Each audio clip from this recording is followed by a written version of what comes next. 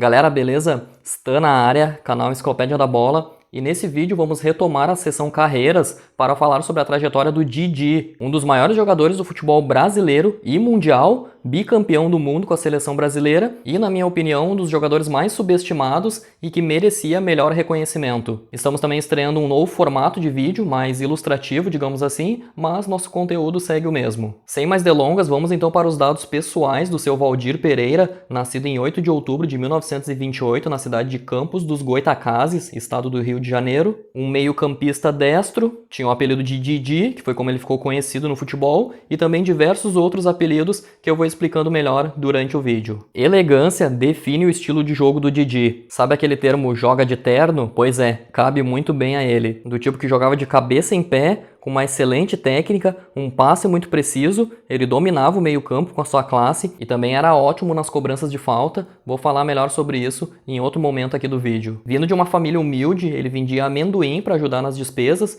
e nas horas vagas jogava futebol nas ruas. Aos 14 anos, quase teve que amputar a perna devido a uma grave infecção após uma lesão no joelho, mas felizmente para o Didi e para o futebol, ele conseguiu se recuperar. Antes de se tornar profissional, ele jogou por São Cristóvão, Industrial, Rio Branco, Goytacás, Americano e Lençoense, até estrear como profissional pelo Madureira em 1947, aos 19 anos. No Madureira, ele rapidamente se tornou referência técnica do time, mas como o clube ficava ali pelo meio de tabela do Campeonato Carioca, não demoraria muito para o craque deixar o time, o que aconteceu 2 anos depois, em 1949, quando o Didi acertou com o Fluminense. No Flu, Didi fez história, sendo o clube onde jogou por mais tempo, sem interrupções. Campeão carioca em 1951, ajudando a quebrar um jejum de 5 anos do Fluminense sem o título, campeão da Copa Rio de 1952, reconhecido como Campeonato Mundial de Clubes. Didi inclusive marcou um gol na segunda partida da final do torneio contra o Corinthians, foi eleito para a seleção do torneio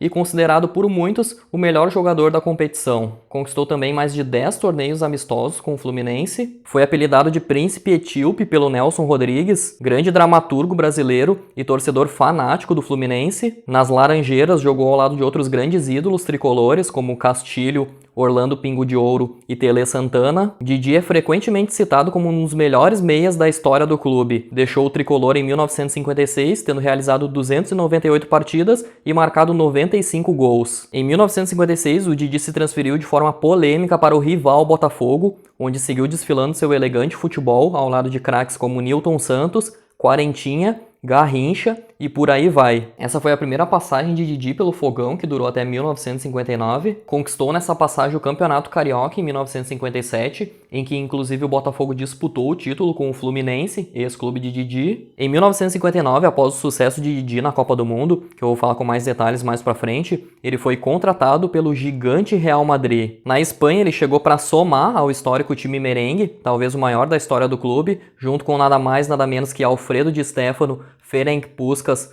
Paco Rento, entre outros. Porém, a passagem do brasileiro foi abaixo das expectativas. Em um ano foram 19 partidas e 6 gols. Conquistou o troféu Ramon de Carranza, um torneio amistoso que tinha um valor maior na época, tendo até um destaque na conquista. E tem um título que eu não tenho certeza se pode ser incluído no currículo do craque. No período em que o brasileiro esteve no Real Madrid, o clube foi campeão da Copa dos Campeões Europeus, atual Liga dos Campeões da UEFA. O Didi não chegou a entrar em campo pelo torneio, mas ele fazia parte do time. Então, por isso eu não sei. Algumas fontes colocam o Didi como campeão do torneio, outras não. Teria que ver ali o regulamento da época ou os registros da UEFA, que eu não encontrei. Então, se alguém souber de alguma coisa, se é confirmado ou não, deixa aí nos comentários. Falando ainda do desempenho do Didi no Real Madrid, existem várias versões para explicar a má passagem do craque. O próprio Didi disse que foi boicotado pelo Di Stéfano, estrela do Real Madrid na época, que teria ciúmes do brasileiro e inclusive não lhe passava a bola. O Di Stéfano, por sua vez, em diversas ocasiões negou o ocorrido, argumentando que inclusive ajudou o Didi a se instalar na capital espanhola. O craque argentino disse que Didi teve problemas para se adaptar ao clima europeu,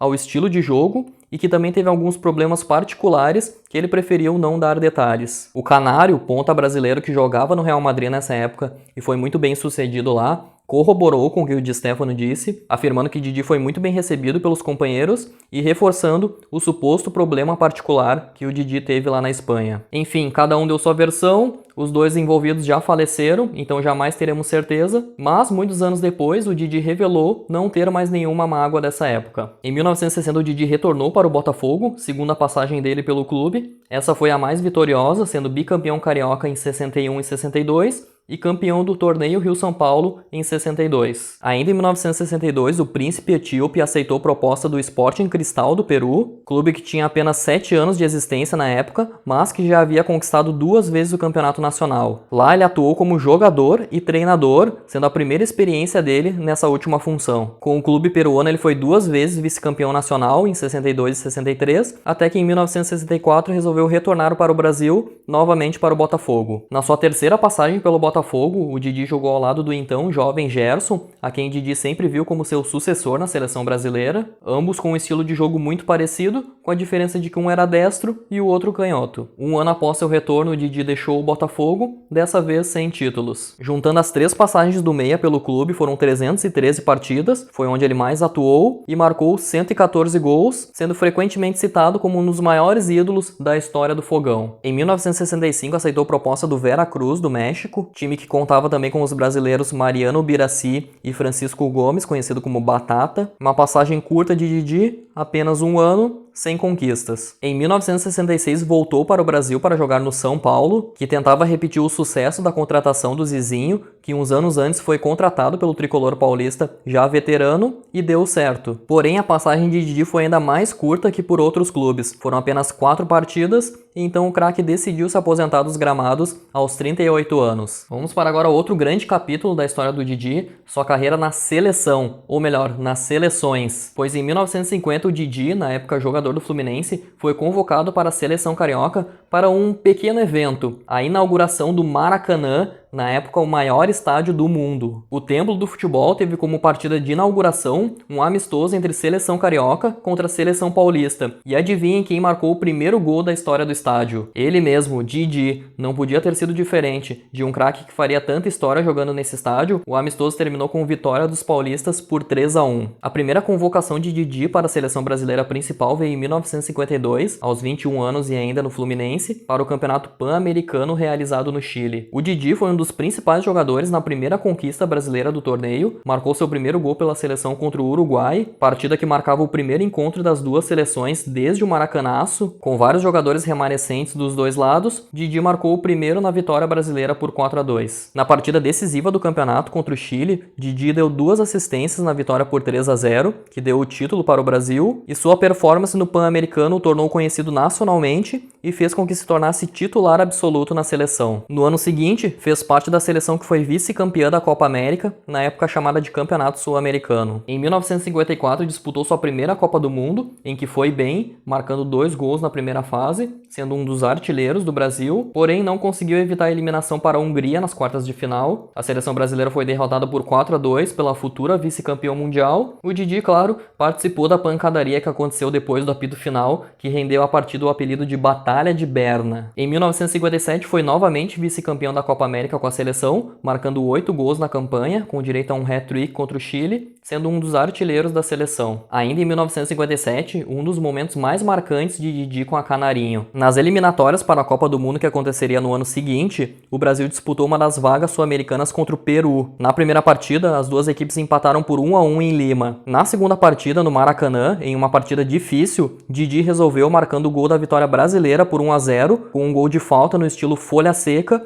e carimbando a vaga para o Mundial. Eu vou abrir um parênteses aqui no vídeo para explicar o que é a folha seca. A folha seca é um tipo de chute de 3 dedos, com um movimento de dentro para fora, em que a bola sobe e cai repetidamente, como se fosse uma folha seca caindo de uma árvore. O Didi foi o criador da técnica que enganava os goleiros e tem adeptos de jogadores como Cristiano Ronaldo. Fala aí, você sabia dessa? Acho que só por isso eu já mereço sua inscrição, você não concorda? Então se inscreve aqui embaixo, assim você não perde nenhum de nossos conteúdos. Toda semana conteúdo novo relacionado ao futebol sul-americano. Vou falar agora sobre o maior momento da carreira do Didi, a Copa do Mundo de 1958, realizada na Suécia. Eu já falei com mais detalhes sobre essa Copa do Mundo em outro vídeo aqui do canal, vou deixar no card aqui em cima, mas agora eu vou dar uma ênfase ao desempenho do Didi. Titular absoluto da meia cancha da seleção, na partida de estreia contra a Áustria deu uma assistência para Mazzola na vitória por 3-0. Após uma má partida da seleção no empate por 0-0 contra a Inglaterra, Didi foi supostamente um dos jogadores que intercedeu junto ao técnico Vicente Feola para que o treinador escalasse Garrincha e Pelé, o que aconteceu na terceira partida contra a União Soviética, em que Garrincha assombrou os soviéticos e Didi deu mais uma assistência, dessa vez para Vavá, na vitória por 2-0, que classificou a seleção. Nas quartas de final, em jogo difícil contra o País de Gales, Didi, de cabeça, deu assistência para o gol da vitória, marcado por Pelé. E nas semifinais contra a França, Didi marcou seu único gol na competição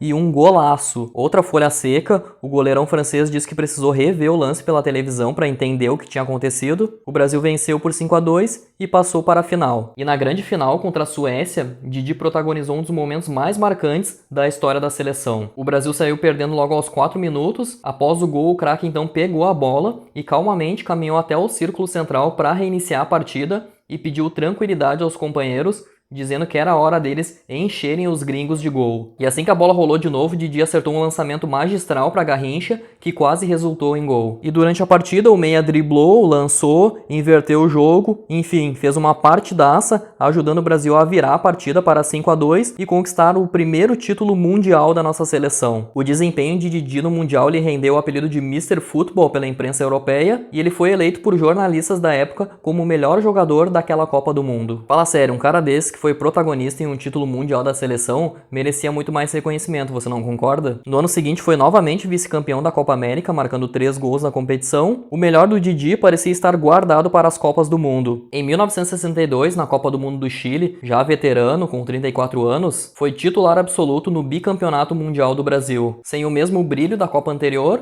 mas tendo sua importância, já que ele foi considerado um dos melhores meio-campistas dessa edição. A final contra a Tchecoslováquia foi a última partida de Didi pela seleção, encerrando sua trajetória com chave de ouro. Durante sua passagem pela seleção, ele conquistou também outros 7 torneios amistosos, fez um total de 75 partidas, 21 gols e um legado gigantesco. Acha que terminou por aqui? Não. Um ano após sua aposentadoria como jogador, em 1967, Didi iniciou sua carreira como treinador no Sporting Cristal do Peru. Vice-campeão peruano no seu ano de estreia, no ano seguinte Didi foi finalmente campeão peruano, seu primeiro título como treinador. Seu sucesso no país lhe rendeu um convite para treinar a seleção peruana em 1969, visando a disputa da Copa do Mundo de 1970, o que não seria fácil, já que o Peru disputaria uma única vaga contra a Argentina e Bolívia. Mas e não é que conseguiram? Uma classificação histórica, já que o Peru estava há 40 anos sem ir a uma Copa do Mundo, desde a primeiríssima edição do torneio. Sendo que na primeira edição da Copa do Mundo, as seleções foram convidadas, então o Didi foi o primeiro a conseguir uma classificação do Peru na bola, jogando eliminatórias. Na Copa do Mundo de 1970, a melhor geração da história do Peru, que tinha jogadores como Teófilo Cubillas e Héctor Chumptas, conseguiu a classificação em segundo no seu grupo, que tinha Alemanha Ocidental, Bulgária e Marrocos, com os alemães em primeiro. Nas quartas de final, porém, por ironia do destino, o Peru teve que enfrentar o Brasil. E não teve jeito, né? Enfrentar uma das melhores seleções da história, derrota por 4-2 e o Peru acabou eliminado. Apesar da eliminação, foi a melhor campanha da história do país na competição e Didi foi reverenciado como um ídolo nacional lá. Inclusive, pessoas próximas a Didi acreditam que ele é mais idolatrado no Peru do que aqui no Brasil. Após atritos com dirigentes, Didi deixou o cargo ainda em 1970,